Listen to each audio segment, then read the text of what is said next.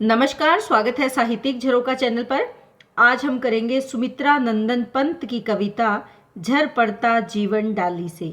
देखिए, जो सुमित्रा नंदन पंत जी हैं, ये छायावाद युग के एक प्रसिद्ध कवि हैं। और छायावादी कवियों की खासियत क्या है कि इन्होंने जीवन और प्रकृति में समानता या जीवन को प्रकृति के साथ जोड़ा है। तो प्रकृति से इनका गूढ़ प्रेम है, उसी प्रकृति को आधार बनाकर जीवन की वास्तविकता को स्पष्ट करने का प्रयास किया है। तो आइए इस कविता की व्याख्या देखते हैं। क्या कहते हैं कवि कि झर पड़ता जीवन डाली से, मैं पतझड़ का सा जीर्ण पात, कि मैं कैसा हूँ पतझड़ के पत्ते के समान हूँ। पात यानी पत्ता। और बिल्कुल वैसा ही जीवन भी झर पड़ता है डाली से, यानी जैसे जो पत्ता है वो नश्वर है, नाशवान है, उसी प्रकार से जीवन भी क्या है, नश्वर है। तो यहाँ पर झर पड़ता है जीवन रूपी वृक्ष की डाली से, या जीवन रूपी डाली से जो आत्मा है वो शरीर का त्याग कर देती है, जीवन समाप्त हो जाता है। यानी मेरा जीवन भी उस पत्ते के समान है जो झर पड़ता है डाली से, यानी टूटकर अलग हो जाता है। केवल केवल जग कानन में, इस संसार रूपी जंगल में, किस लिए लाने फिर से मधु का प्रभात। एक नई सुबह जो मधुरता से भरी हो, ऐसी एक नई सुबह लाने के लिए मधु का प्रभात।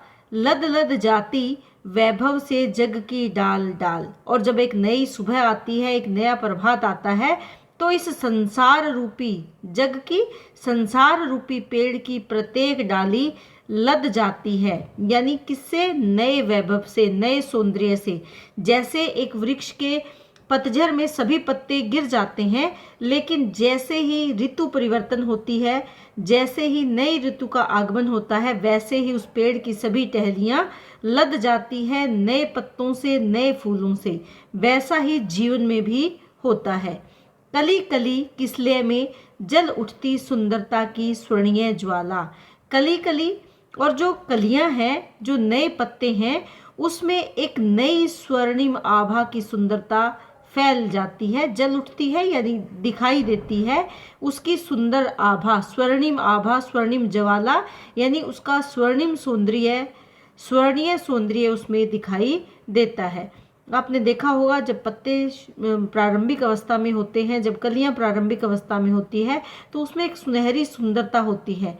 उसी सुंदरता को जो कि लालिमा लिए होती है, ज्वाला, ज्वाल यानी ज्वाला किसकी प्रतीक है? लालिमा की। क्योंकि पत्ते या कलियां जब शुरू अपने प्रारंभिक दौर में होते हैं, तब कैसी होती है? शुरुआती अवस्था में वो लालिमा लिए होते हैं। तो वो क्या है? स्वर्णीय ज्वाला है, जो प्रत्येक कली में, प्रत्येक पत्ते में खिल उठती है। एक नई सुंदर आभा निखर जाती है, बिखर जाती है। नव मधु प्रभात, नया प्रभात है, कैसा? मधुरता से भरा हुआ, गूंजते मधुर उर उर में नव आशाभिलाष। और इस नए प्रभात में सबके उर में, सबके हृदय में, प्रत्येक हृदय में नई आशाओं की आकांक्षा, अभिलाषा या इच्छा गूंजने लगती है, यानी नए विचारों का आगमन हो जाता है। सुख सौरभ जीवन कलरव से भर जाता सूना महाकाश। जो महान आकाश है, जो सूना है, विचारहीन है, उसमें सुख सौरभ और एक नया कलरव, कलरव यानी एक नई गुंजन, एक नया स्वर, एक नया शोर गुंजायमान हो जाता है। और जो सूना जीवन का आकाश था, उसमें एक नई नई गुंजन आ जाती है। आ मधु प्रभात जग के तम में, ये जो मधु प्रभात है, सुंदर मधुरता से लिए हुए जो नई सुबह है, ये इस संसार के अंधकार में भरती चेतना अमर प्रकाश, और चेतना का अमर प्रकाश भर देती है, यानी नई जागृति का प्रकाश भर देती है। नई जागृति का आगमन इसमें हो जाता है। मुरझाए मानस मुकुलों में पाती नव मानवता विकास। मुरझा गए हैं जो मानवता के नई जो मुकुल हैं, कलियां हैं, उनके जो विचार हैं, वो जो मुरझा गए हैं, वो नव मानवता का विकास प्राप्त करते हैं, यानी उसमें मानवता के नए विचारों का आगमन हो जाता है। जो मानव निराशा के अंधकार में, तम यानी अंधकार में चले गए हैं, निराशा रूपी अंधकार में जो चले गए हैं, उसमें नए विचारों का, नई मानवता के विचारों का आगमन वहां पर प्राप्त होता है। मधु प्रभात, मुक्त नभ में सस्मित नाचती धरित्री मुक्त पाश। और जब मधु प्रातः होती है, मधु प्रकाश आता है, मधु प्रातः नई सुबह जब होती है जो मधुरता से भरी हुई है, इस मुक्त नभ में सस्मित यानी एक स्वच्छंद हंसी, स्वच्छंद मुस्कान नाचती है। और ये धरित्री भी मुक्त पाश, पाश से, बंधन से मुक्त होकर, बंधन किसका है? निराशा का, परिवर्तन का, निराशा का, या जो विचार दूषित हो गए हैं उससे मुक्त होकर धरती पर एक नई आभा निखर आती है, एक नई हंसी फूट पड़ती है। रवि शशि केवल साक्षी होते, सूर्य और चंद्रमा उसके साक्षी होते हैं। अविराम प्रेम करता प्रकाश, अविराम बिना किसी विराम के नया प्रकाश उससे प्रेम करता है, धरती से प्रेम करता है, क्योंकि धरती पाश से, बंधन से मुक्त हो जाती है।